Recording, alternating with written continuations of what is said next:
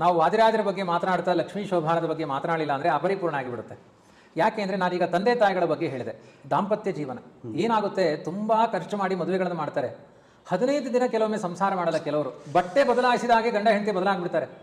ಇವತ್ತೆಲ್ಲ ತುಂಬಾ ಜಾಸ್ತಿ ಆಗಿದೆ, ತುಂಬಾ ದೊಡ್ಡ ಸಮಸ್ಯೆ ಇವತ್ತು. ಯಾಕಂದ್ರೆ ಭಯ ಆಗುತ್ತೆ. ಬಹಳಷ್ಟು ಜನ ಈಗ ನನ್ನ ಗೊತ್ತಿರೋ ಕ್ಲೈಂಟ್ಸ್ ಅಲ್ಲಿ ಅವರೆಲ್ಲ ಕೇಳ್ತಾರೆ, ನಮ್ಮ ಮಗ ಇದ್ದಾನೆ ಜಾತಕ ಕುಡಿ, ಭಯ ಆಗುತ್ತೆ ನಮ್ಗೆ ಯಾರನ್ನಾರು ಹೇಳ್ಬೇಕು ಅಂದ್ರೆ.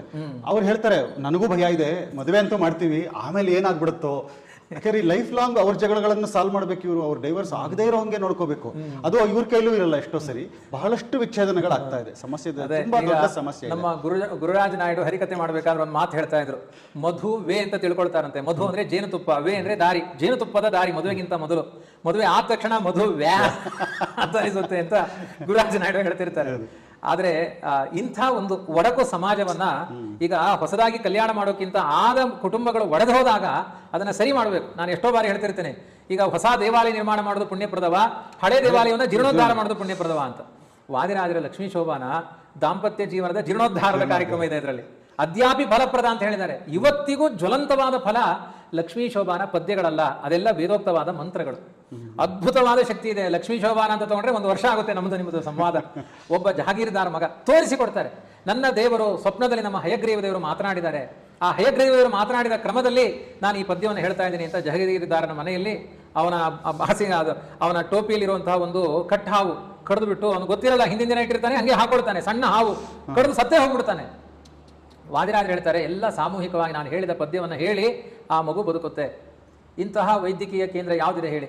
ಗಟ್ಮುಟ್ಟಿಯಾಗಿದ್ದವರಿಗೆ ಸೈನ್ ಹಾಕಿಸ್ಕೊಳ್ತಾರೆ, ಇದರ ಮರಣ ಆದ್ರೆ ನಮ್ಮ ಜವಾಬ್ದಾರಿ ಅಲ್ಲ. ವಾದಿರಾಜರ ಮಂತ್ರದ ಬಲ ಏನು ಅಂದ್ರೆ, ಮರಣ ಆಗಿಬಿಟ್ಟಿದೆ, ಈಗ ಸತ್ತಿಲ್ಲ ಆ ಮಗು ಅಂತಾರೆ. ಸತ್ತಿಲ್ಲ, ಇಲ್ಲ ಗುರುಗಳೇ, ಏನೂ ಇಲ್ಲ ಇದರಲ್ಲಿ, ದೇಹ ಎಲ್ಲ ತಣ್ಣಗಾಗಿದೆ, ಇಲ್ಲ ಈಗ ಬಿಸಿ ಆಗುತ್ತೆ, ನೀವೆಲ್ಲ ಮಂತ್ರದಿಂದ ಬದುಕಿಸಿ. ಸಮಾಜಕ್ಕೆ ಎಂಥ ಚೈತನ್ಯವನ್ನು ತುಂಬಿದ್ರು. ಯಾವುದು ನಮ್ಮ ಬಾಕ್ಯ ಲೋಕದಲ್ಲಿ ಚಿಕಿತ್ಸೆಗಳಿಲ್ಲ, ಅದಕ್ಕೆ ಮಂತ್ರದಿಂದ ಚಿಕಿತ್ಸೆ ಇದೆ. ಆದ್ರಿಂದ ನೀವು ಬರೀ ಯುಕ್ತಿ ಚಿಕಿತ್ಸೆಯ ಕಡೆ ಗಮನ ಹರಿಸಬೇಡಿ, ಮಂತ್ರ ಚಿಕಿತ್ಸೆಯ ಕಡೆ ಗಮನ ಹರಿಸಿ. ಎರಡೂ ಬೇಕು. ಇನ್ನ ಅಂತ ಹೇಳಿ ಬರೀ ಲಕ್ಷ್ಮೀ ಶೋಭಾನ ಸಾಕು ಅಲ್ಲ, ನಿಮಗೆ ರೋಗ ಬಂದಾಗ ಔಷಧಿ ತಗೊಳ್ಳಿ, ಲಕ್ಷ್ಮೀ ಶೋಭಾನ ಪಾರಾಯಣದ ಜೊತೆಗೆ ತಗೊಳ್ಳಿ. ಇದು ಆದ್ರಿಂದ ಸಾವಿರಾರು ಸ್ತ್ರೀಯರಲ್ಲಿ ಇವತ್ತು ಪ್ರಾಮಾಣಿಕವಾದ ಒಂದು ಮಾಂಗಲ್ಯ ಬಂಧನ ನಡೀತಾ ಇದೆ. ಅವರ ಗಂಡ ಹೆಂಡತಿ ಮಕ್ಕಳೆಲ್ಲ ಸುಖವಾಗಿದ್ದಾರೆ ಅಂದ್ರೆ ನಮ್ಮ ಸನಾತನಿಯರಿಗೆ ಮಾಂಗಲ್ಯ ಯಾವುದು ಅಂದ್ರೆ ಲಕ್ಷ್ಮೀ ಶೋಭಾನ. ಆದ್ರಿಂದ ಇದನ್ನ ವಾದಿರಾಜರು ಹೇಳ್ತಾರೆ, ಮಧುಮಕ್ಕಳಿಗೆ ಶುಭಬಹುದು. ಮದುವೆಯ ಮನೆಯಲ್ಲಿ ಈ ಪದನ ಪಾಡಿದರೆ ಮಧುಮಕ್ಕಳಿಗೆ ಶುಭಬಹುದು, ಶೋಭಾನೆ. ನಿಶ್ಚಿತವಾಗಿ ಹೇಳ್ತಾರೆ, ನೀವು ಮದುವೆ ಮಾಡೋ ಮನೆ ಅಂದ್ರೆ ಮದುವೆ ದಿನ ಅಲ್ಲ. ನಿಮ್ಮ ಮನೇಲಿ ಒಬ್ಬ ಮಗ ಇದ್ದಾನೆ, ಒಂದು ಮಗಳಿದ್ದಾಳೆ ಅಂದ್ರೆ ಮದುವೆ ಮನೆ ಅದು. ನಿತ್ಯ ಹೇಳಿಸಿ ಅವರ ಬಾಯಲ್ಲಿ. ಕೆಲವರು ಅವತ್ತಿನ ದಿನ ಹೇಳ್ಬಿಡ್ತಾರೆ ಹೋಗಿ ಕೆಲಸ ಮುಗಿತು ಅಂತ. ನಿತ್ಯ ಹೇಳಿಸಿ, ಮದುವೆ ಮನೆ ಅಂದ್ರೆ ಮದುವೆ ಆಗುವ ಮನೆ. ನಿತ್ಯ ಹೇಳಿಸಿ, ಮಧುಮಕ್ಕಳಿಗೆ ಶುಭಬಹುದು, ಖಂಡಿತ ಒಳ್ಳೇದಾಗುತ್ತೆ. ಮತ್ತು ವಾದಿರಾಜರ ಬಾಯಲ್ಲಿ ಬಂತು ಅಂದ್ರೆ ಅದು ಒಳ್ಳೇದಾಗೇ ಆಗುತ್ತೆ. ವಾದಿರಾಜರ ಮಹಿಮೆಗಳು ಅಂತಹದ್ದು.